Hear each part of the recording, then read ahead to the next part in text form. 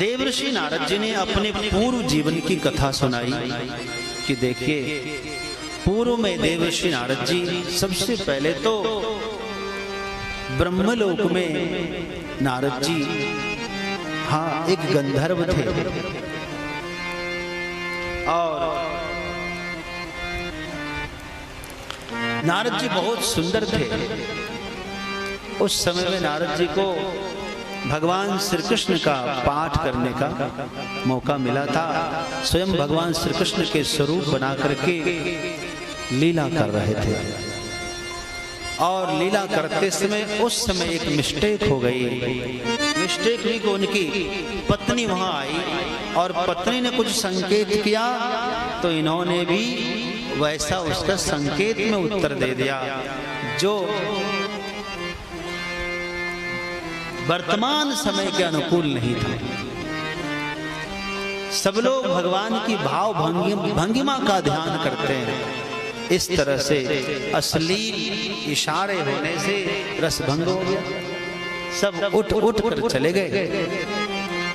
ब्रह्मा जी ने नारद जी को श्राप दिया, तुम कलुषित प्राणी, तुम मनुष्य लोक में जाओ, मृत्यु लोक में जाओ, नीच योनि में जाओ।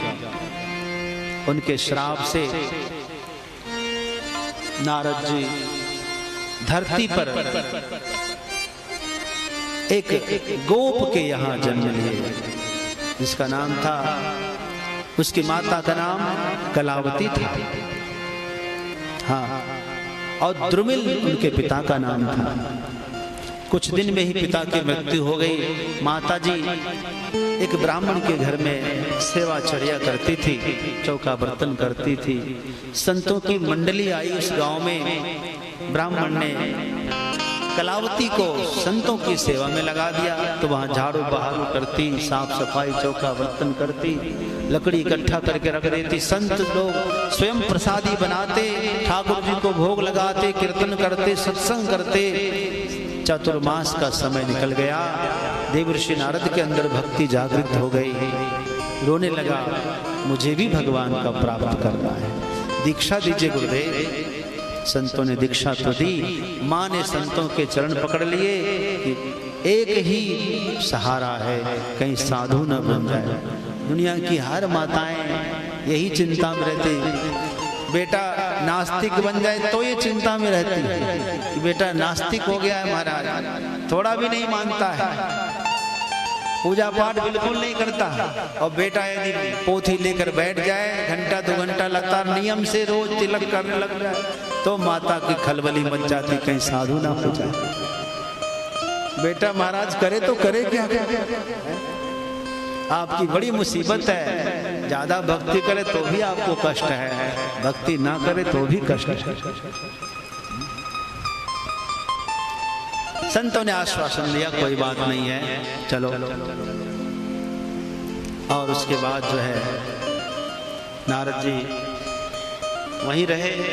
संत लोग विदा हुए और एक दिन माता को सर्प ने डस लिया। माता के जाने के बाद उनका कार्यक्रम किया।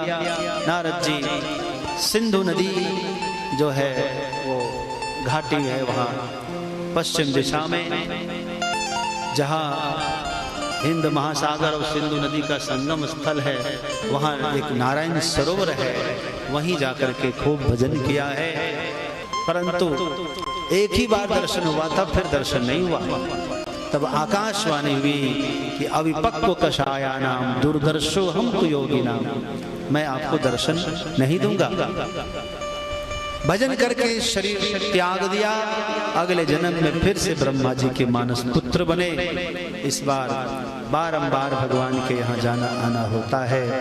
और इस प्रकार देवर्षि नारद ने अपने चरित्र समझा करके ये बताया कि आप भक्तों की गाथा लिखिए।